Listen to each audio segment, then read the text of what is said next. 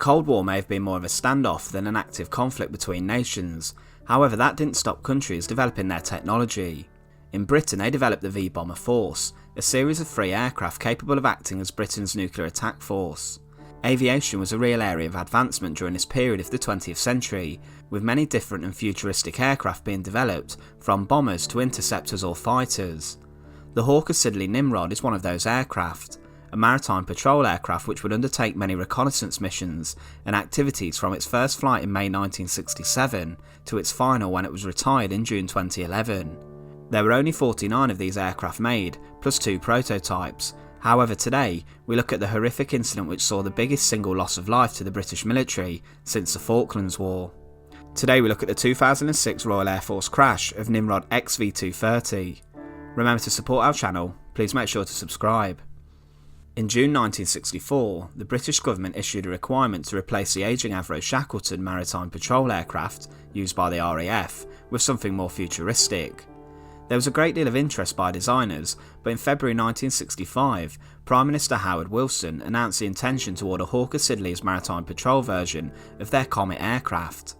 The Comet was a rather successful commercial jet airliner, being the world's first, and was built by de Havilland, who became a member of the Hawker Siddeley Group in 1960, losing its identity in 1963. The Comet was a rather pioneering aircraft, and in particular the Comet 4 was an incredible plane, but it could also be modified in such a way to become a specialised maritime patrol aircraft. This aircraft would become known as the Nimrod, which took the Comet 4 civil airliners that reached the end of their commercial life and heavily adapted them. The Comet's turbojet engines, for example, were replaced by more economical Rolls-Royce Spey turbofans. Huge changes in the fuselage would be made, including space for an internal weapons bay, an extended nose for radar, a new tail fitted with electronic warfare sensors, and a magnetic anomaly detector boom. All these improvements really created a new aircraft, but when looking at the Nimrod, you can't help but think of its likeness to that of a commercial airliner. The first Nimrod flight would be in May 1967, and the RAF would order a total of 46 Nimrod MR1s. Different models of the aircraft would be adapted for different roles, for example the R1 variant being used for signals intelligence. In 1975, 35 Nimrods were upgraded to the MR2 variant, and the aircraft would carry out 3 roles: anti-submarine warfare, anti-surface unit warfare, and search and rescue. All Nimrods would be fitted with state-of-the-art technology available at the time. On board the Nimrod would be a large crew of up to 25 personnel, however it would usually be around a dozen who would operate the various sensor suites and specialist detection equipment on board. The bomb bay was also rather large, being able to arm the aircraft with torpedoes and missiles, or also more specialist equipment such as sonobuoys or nuclear depth charges. The first example, XV230, would enter service in October 1969, and incidentally this would be the ill-fated aircraft which would claim the lives of 14 members of the British military. During the Falklands War they were deployed initially to fly local patrols around Ascension Island and to guard against potential Argentine attacks, but they were also used to provide search and rescue missions and aid in communication during the infamous Operation Black Book long-distance bombing raids. The Nimrods deployed were also capable of air-to-air refuelling, which allowed huge reconnaissance missions to take place. One patrol even lasted 19 hours and 15 minutes in May 1982. They also saw action during the Gulf War, being used to maintain the RAF's presence after the operations had ceased. However, in the 21st century, rising tensions and conflicts in the Middle East again would also see the Nimrods deployed to the area. Nimrod XV230, as we mentioned earlier, was the first of 38 of the maritime reconnaissance or strike aircraft to enter operational service with the RAF on the 2nd of October 1969. A ceremony was held at Woodford Airfield in Cheshire, with the aircraft being handed over by the Deputy Manager of Hawker Siddeley, Sir Harry Broadhurst. Incidentally, Broadhurst would be the man who was acting as co-pilot for Vulcan XA897, another tragic plane crash that we've covered. The aircraft was received, and later in that day, the RAF crew flew XV230 to its base at RAF St Morgan in Cornwall. XV230 would be one of 6 Nimrods equipped with the L3 Westcam MX-15 electro-optical turret in 2003, and later optimisations in 2006 saw it being given the capability to transmit real-time video imagery to ground stations and commanders. So this particular aircraft throughout its lifetime was heavily tweaked, being fitted with the best equipment, so it must have been an extremely valuable asset to the RAF. However, on the 2nd of September 2006, horror and tragedy would strike the aircraft. Many Nimrods during operations in Afghanistan and Iraq would monitor the Taliban heavily, gathering as much reconnaissance as it could to aid NATO coalition forces. The Nimrods would be put on intensive schedules to gather as much information on the enemy as possible. On the 2nd of September, XV230 was doing just this, monitoring a NATO offensive against Taliban insurgents west of Kandahar. MOD reports prior to the crash would state about XV230 having a fuel leak in December 2005, which needed to be rectified before the aircraft was to be deployed.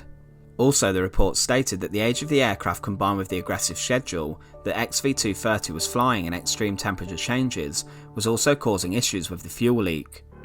Later it was stated that the Nimrod's fuel leaks were posing a large threat to the aircraft even becoming operational, showing the knowledge of the issue that the MOD had.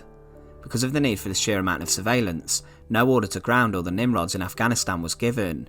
BAE had also given instructions about the need to address the fuel system on board the aircraft, but the Nimrod safety record was rather positive, so this was seemingly just brushed under the carpet.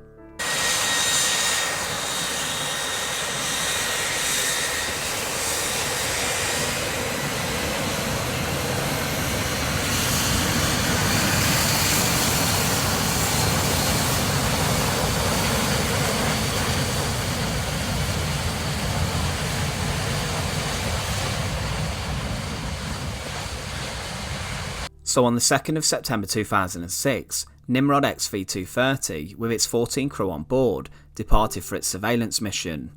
It's important to remember that every aircraft before it flies, especially military aircraft, undergoes a huge degree of checking and testing to check safety on each of the components. During the mission, the aircraft rendezvoused with an RAF TriStar tanker and completed an air-to-air refuelling before turning back towards the area it was monitoring. It is believed that during this mid-air refuelling, the XV230 suffered a fuel leak or a fuel overflow. It would later be found that fuel most probably travelled from a fuel tank blow-off valve on the starboard side of the lower forward fuselage into the aft bay near the root of the starboard wing. 11 minutes after the refuelling, a bomb bay fire warning and underfloor smoke warning was reported on board. Smoke then at this time entered the aircraft's cabin. Within a minute, the aircraft became depressurised as the fire breached the pressure hull and the crew of 14 were forced to don their oxygen masks. The aircraft quickly turned back towards Kandahar, declaring a mayday to the ground crews. The pilot would try to reach the airbase there, quickly descending the Nimrod from 23,000 feet to 3,000 feet in around just 90 seconds. The last radio contact XV230 would have with the RAF commanders was 5 minutes after the fire warning was triggered. Shortly after this, an RAF Harrier aircraft would follow the Nimrod down, and the pilot of the aircraft reported how he saw the Nimrod's wing explode, and then a few seconds later, the rest of the aircraft. This horrific and tragic incident would lead to the deaths of 14 crew members, 12 members of the RAF, a Royal Marine and a British Army soldier. The crash site was around 25 miles west-northwest of Kandahar airfield, where the plane tried to reach before exploding. The loss of 14 members of the British military on board would be the single biggest loss of military life since the Falklands War. The whole tragic incident would cause incredible amounts of controversy in the British media regarding the serviceability of the Nimrod fleet, of which it would later be ruled that the fleet had never been airworthy since it first saw service 40 years previously. Of course, the families of the victims were distraught and would seek a long campaign to get answers for who or what was responsible for the accident. Many would point the finger at the RAF and would criticise the extensive use of Nimrod XV230 and how they seemed to gloss over the safety concerns mentioned previously about the fuel leak on board.